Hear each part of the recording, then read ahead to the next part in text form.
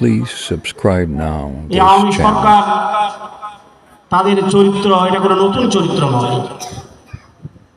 তারা 1972 সালে 71 সালের পরে ক্ষমতা এসেছিল। তাদের প্রথম টার্গেট ছিল ইসলাম। বাংলাদেশের যেসব প্রতিষ্ঠানের নামে মুসলিম ছিল, প্রথম কাজ ছিল যেন তাদের ওগুলোকে বাদ দিতে হবে। বাংলাদেশের দাড়ি টুপিওয়ালাদের উপর অত্যাচার স্টিম রোলার চালাতে হবে। তারা দ্বিতীয়বার ক্ষমতা আসলো 96-তে। তারা মূর্তি বানিয়ে বাংলাদেশের মূর্তির সয়লাবে পরিণত করে দিয়েছে। তারা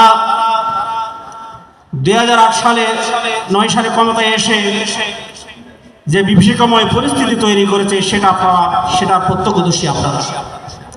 শুধু জামাত ইসলামী নয়, যারাই বাংলাদেশের দেশপ্রেমিক, যারাই বাংলাদেশের স্বাধীনতা সার্বভৌমত্ব অক্ষুণ্ণ রাখতে চায়,